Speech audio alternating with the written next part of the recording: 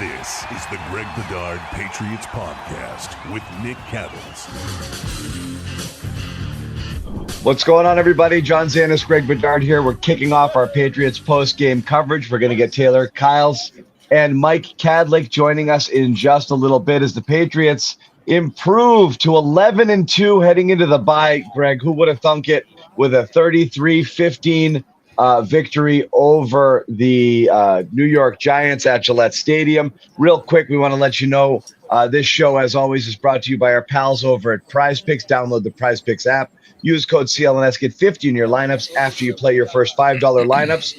And yeah, we're sneaking one more in for Omaha Steaks. I think you've got 1 day left to get this in here. OmahaSteaks.com, 50% off site-wide sale.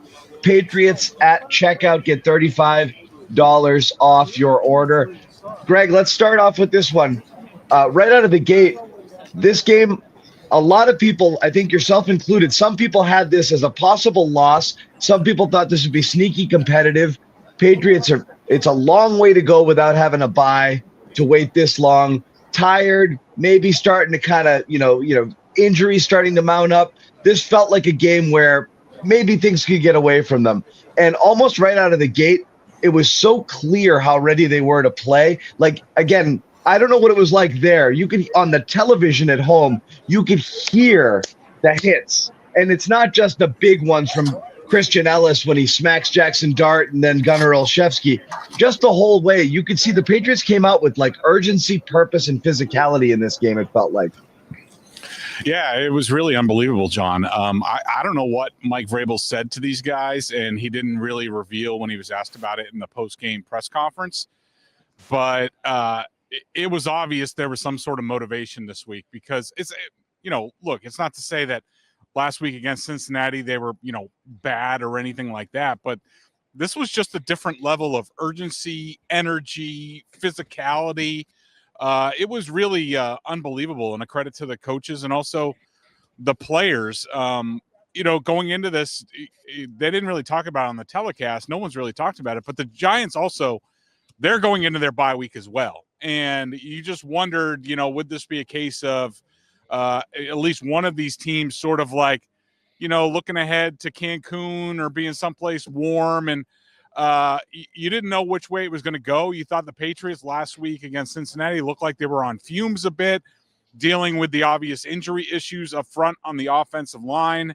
The Giants have been, on film, they've been playing well with energy. They've been, they've had leads, they've blown leads, but they've been in just about every game for the last month. But this was completely different. The Patriots just came out on a mission. They took it to the Giants. I think the combination of Ellis's hit, Marcus Jones's punt return, sort of brought an energy to the stadium and also to the team that just set them up for utter domination. And I know the Giants got within 2 scores, but really once it was 30-7 at halftime, this thing was over.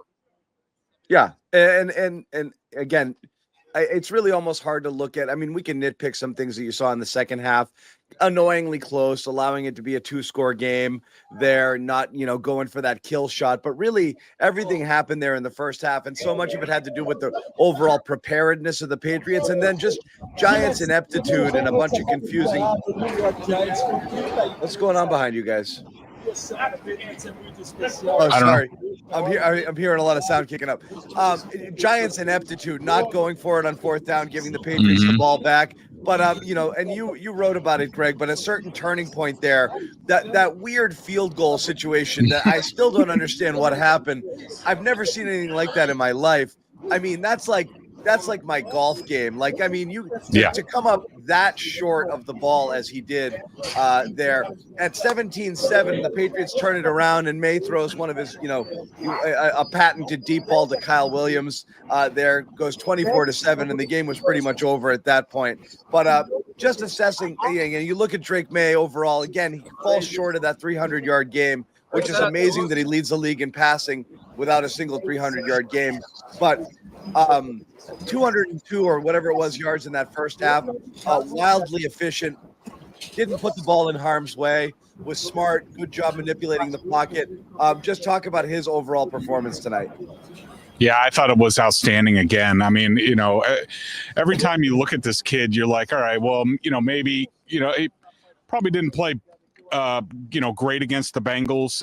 Actually, Right. he did have a pretty good game. He had one of his better games, but you thought, with the Giants, with their pass rush, they were obviously helped out that Abdul Carter was held out for the first quarter for a coach's decision or viewing stuff on his phone, depending on what you believe on the internet. Is that real? I don't know. But I thought that was a joke. All right.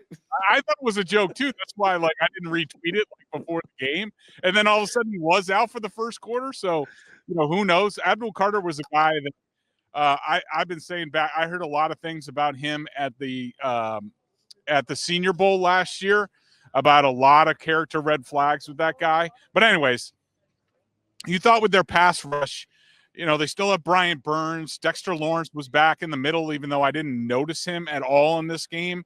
The two new guys on the offensive line, Garrett Bradbury showed up questionable with an illness today, but out and played. You thought that Drake Maye could get maybe – he certainly had a built-in excuse to not be quite on his game, but he wasn't. He was utterly in command from start to finish. It just every week, seemingly, it looks – easier for this kid. And I asked Mike Vrabel in the press conference about Maye, and his comments were about as close as you're going to get to Mike Vrabel, really praising his young quarterback and being like, yeah, that guy's pretty damn good. And he was pretty damn good tonight. Coupled with what Matthew Stafford did on Sunday, with Drake with this national televised showcase game and how effortlessly he picked apart the Giants.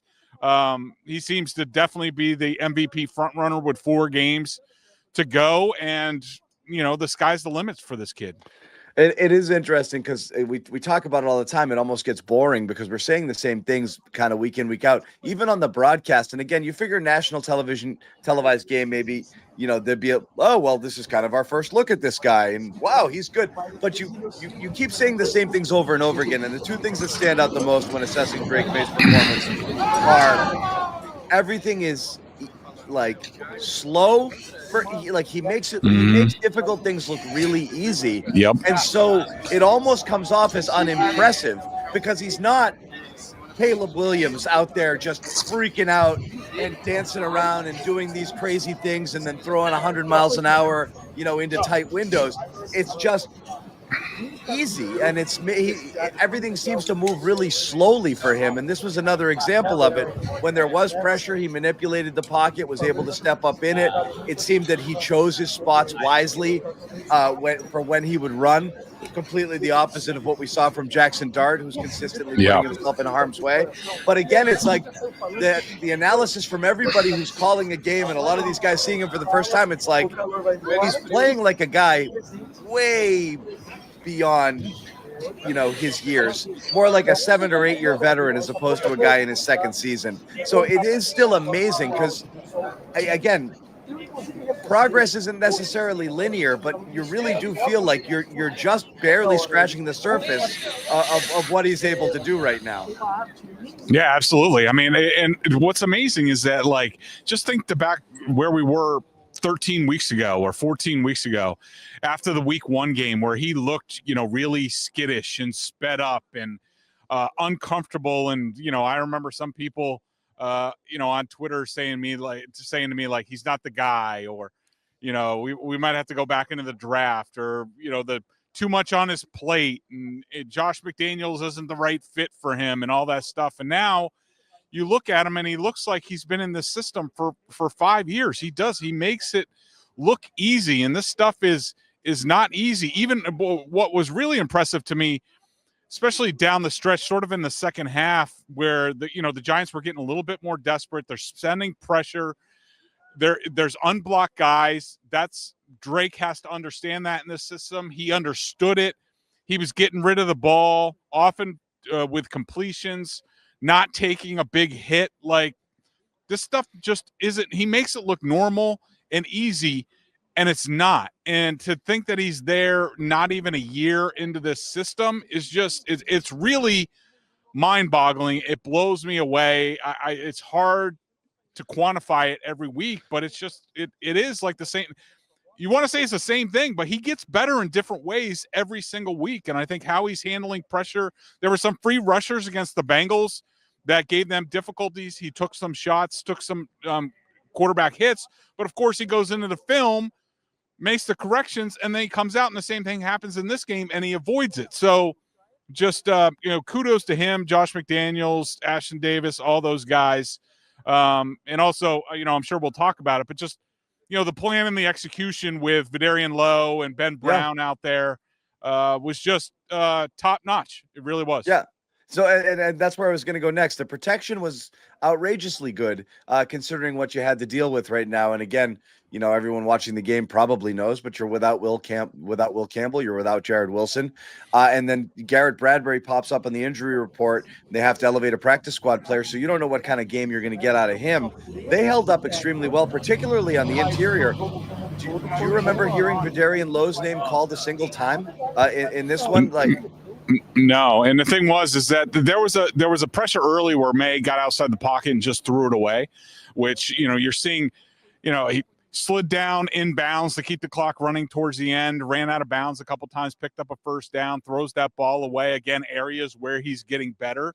That one where he threw it away, there was pressure, and I'm sure some people look at it as, well, Vidarian Lowe gave up a pressure. No, it was actually, there was an unblocked rusher coming from the other side. That caused Maye to get a little bit deep and escape the pocket and get out. I'm sure he had a couple of tough reps, but for a while, it kind of hurt that Abdul Carter wasn't out there, but I was charting sort of the different ways that Josh McDaniels was changing his pitches. And, I was surprised, especially for the first quarter or so, they weren't giving him a ton of help. A lot of times he was one-on-one and he held his own, and, it's a credit to him. But, of course, there was a really good plan all the way around.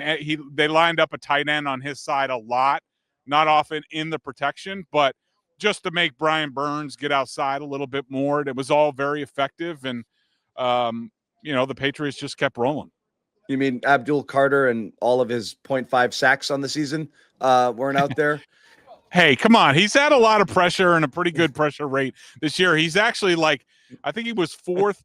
He had the fourth quickest pressure rate, rush to pressure rate in the league. And, I think top 10 going back to 2004. So at Prize Picks, the #1 daily fantasy sports app in all of North America. You see that offer on the screen, and it's pretty easy. Pick more, pick less. It's that easy to get in on the action. You download the Prize Picks app, use code CLNS, get 50 in your lineups when you play your first $5 lineup. And again, you see it right there. Less, more. Always pick more. It's not fun picking less. On any players, 2 to 6 player stat projections, you can stack them, meaning you could take Drake Maye more on pass yards or TDs or whatever have it. As long as you pick someone else on another team, you're okay. And that's always fun to do if you think a player is going to roll.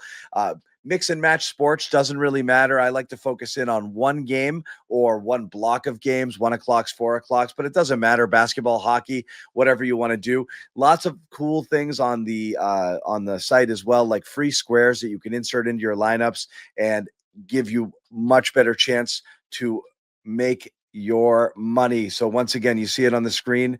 Download that app, code CLNS.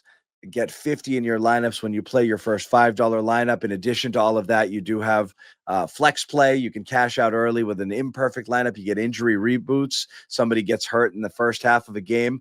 You can, it's taken off the board. You're covered. They always pay. It's a super easy to use app. Can't go wrong with Prize Picks. As I said, #1 daily fantasy sports app in all of North America. Prize Picks, it's good to be right. He's pretty good. It's not all about sacks. You know that. It's not. Well, it's fun to crap on him. But really part of it is a bit of a victory lap. Patriots fans might be taking about the draft, which was, and again, you think about where they were a year ago,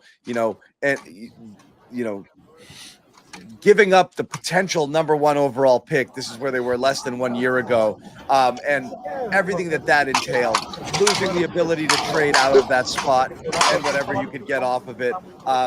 Losing a shot at Abdul Carter at #2 or Travis Hunter and how disappointed everyone was with that. And you end up with Will Campbell. At the end of the day, it's almost like the second year in a row falling into your draft slot instead of getting what you thought you wanted, because you could have been number 1 overall and ended up with Caleb Williams, who I'm convinced the Patriots would have taken, even though they said they love Drake Maye. And now you end up with Campbell here, and you see Carter now, the second time in 3 games he's been benched to start a game because of some weird attitude issues. Yep. Travis Hunter, a real mixed bag of a season there. Did the Patriots luck into their situation by ending up with Campbell at 4 the way that they did? I don't know. I think, not to sound like Mike Vrabel with this, but anyways, I think that if the Patriots had been higher, I think they would have probably traded out of the pick, maybe got down a little bit lower, and they might have been able to get Will Campbell in any event. I don't think Abdul Carter would have been their type of guy. I think they would have passed on him. I think Travis Hunter would have definitely been a consideration for them, and I would have loved to have seen him go to a team with a real plan to give him, one way or the other. I would have just made him a wide receiver. I think he's, that special of a talent, but I think the Patriots feel pretty good about where they are, and Will Campbell has completely fit in, and he'll be one of the leaders as sort of their free agent class ages out, along with Drake Maye and others, to be one of the future leaders of this team. Yeah, I agree. They probably trade down out of that spot, but it would have been interesting scenario had it gone a different way here. Another person hard to not talk about, second week in a row, Marcus Jones has made a huge game-changing play. The pick 6 of Joe Flacco after Maye had thrown one of his own last week against the Bengals, and then 94 yards here for a touchdown. And pretty much 3 things might have happened tonight. Drake Maye might have taken the lead in the MVP vote. Mike Vrabel might have clinched Coach of the Year, and I think Marcus Jones got himself another All-Pro nod. Yeah, for sure. I mean, he was terrific. There were a bunch of guys who stood out. I mean, I think, you can also say, Christian Ellis with those 2 hits certainly brought a level of physicality. Carlton Davis had some good plays. Christian Gonzalez did. Corey Durden in the middle did a really nice job. Hunter Henry was invaluable to Drake Maye in this game and left wide open by the Giants a few times. So you don't get to 11-2 without a bunch of contributions, and they really do. They get them from, all over the place. And, even Kyle Williams getting on the board with that touchdown, that was really great to see. Yeah. I'm going to say, by the way, I think Kyle Williams' knee was out of bounds on that one. I didn't think that was a catch either. I thought they gave him the first foot. I would disagree with that, but they didn't even go and look at it. They just confirmed first it foot, wrong. And then the knee hit out of bounds before the second foot hit. Also, he's a little bit clappy with his hands, huh? In terms of he didn't really have a good grip on that one. But again, great ball by Maye, and again, a turning point in the game itself for sure. Other thing we wanted to talk about, Greg, you mentioned the pass protection. Also talking about McDaniels and how he schemed it up for this one. I know you were high on that. What did the Patriots do offensively to make up for some of the things that they had going into this game that were not going in their favor with the guys being out? I think it was the normal stuff from McDaniels, the stuff that you expect, because, he's really good at his job. I mean, and it's in coordination with Drake Maye. He has to understand it too. He has to understand, all right, well, Vedarian Lowe's going to be one-on-one on this snap, so I got to get it out. They mixed it up between, quick passes, lining up the tight end, a running back chip here and there, running at, Brian Burns and other things. I will say, I mean, the Abdul Carter thing kind of made it moot because you're, expecting the 2 guys off the edge. And Abdul Carter ended up making some plays. Ben Brown tackled him for what looked like was going to be a big holding. But, of course, Drake Maye completion on the next one, gets a bunch of yards back, then hits the touchdown. I think that was the sequence. But, yeah, we also have to talk about, the Giants, like you mentioned at the top. The 4th and 1 decision was just coaching incompetence. If Mike Kapka's, they kept talking about how he's auditioning for the job. I mean, oh my God, what a clown show. I mean, it's 4th and 1 at the 40.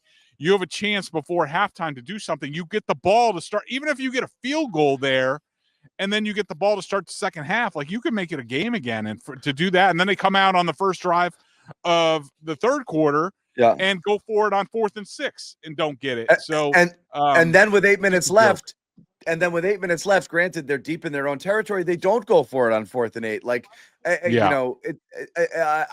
didn't understand any of that decision making on that part. But again, the Giants are a total clown show. Also, you had Burns on the sideline during halftime. Someone had taken a screen grab of it and posted it on social media while everyone else was in the locker room. He's like, I have no interest in hearing what those guys have to say.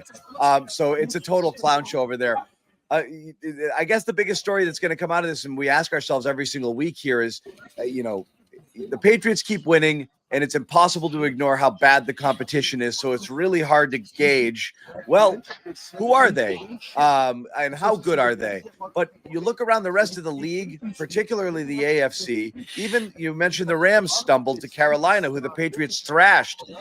All you can do is look at what everyone else is doing against some of your common opponents or against just not great opponents themselves and say, I don't know that anybody here is a runaway favorite or is a team that has fewer flaws than the Patriots have. I think one thing you might be able to say about the Patriots, Greg, is they're not perfect, but they don't have one fatal flaw that'll be like, well, that's the thing that's going to be impossible for them to get past once they end up playing a good team. They're pretty good at a few things, really good at some other things, but they're not dead. They're not running the ball great. They're not in the red zone. But again, look at the Colts, look at the Broncos. Like, who are you afraid of right now, or who has an edge over them in terms of how they're playing in the AFC right now?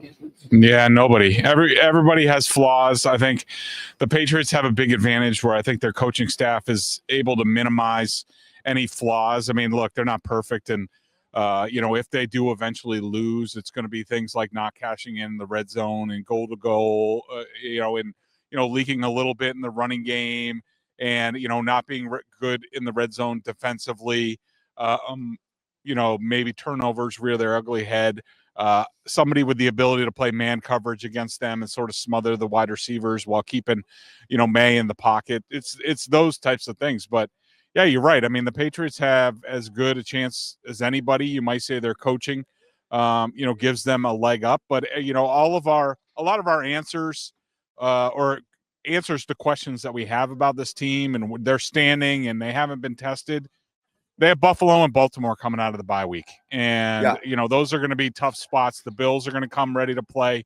That. And then the Ravens, even though Lamar doesn't look right, you're probably going to have to go there at night, or at least, a 4:25 game. I assume that game's going to get flexed.